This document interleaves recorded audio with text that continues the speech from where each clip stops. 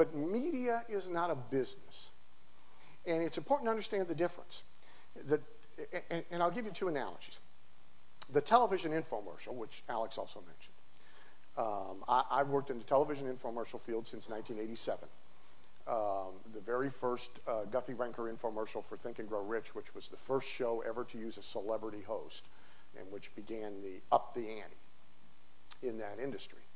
And the last time that I figured it up directly, I've been involved in selling over $300 million worth of merchandise with television infomercials.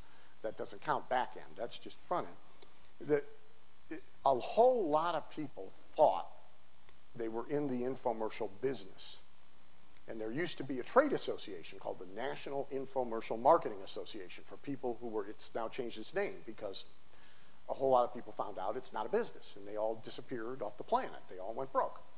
They thought it was a business. The survivors, there were at one time hundreds and hundreds and hundreds of companies, small, medium, and very large, who thought infomercials were a business. And there's like 5 of them who've survived. They're all gone. It wasn't as public a bloodbath as was the .com thing, but it was similar. And the only people who are around of any substance figured out it wasn't a business, it's a media.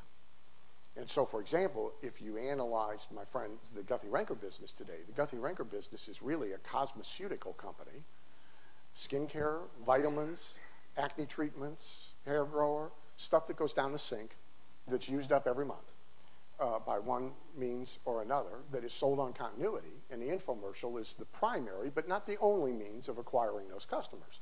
And so they're really a skincare, cosmetic, and vitamin company. That's what they are.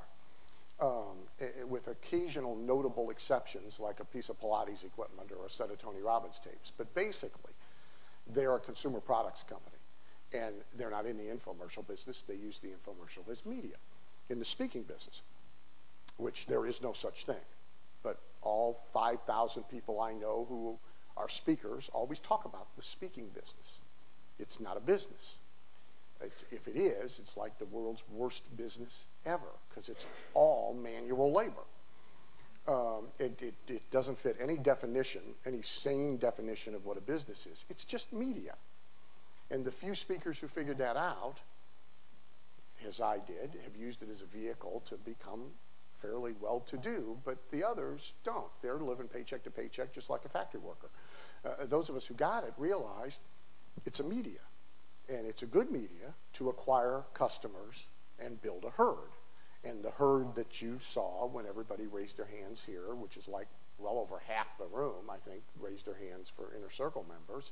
Most of them came, not all of you, but most of you came as a result of me speaking. So I'm the ad media that got you into the herd. This is the same thing.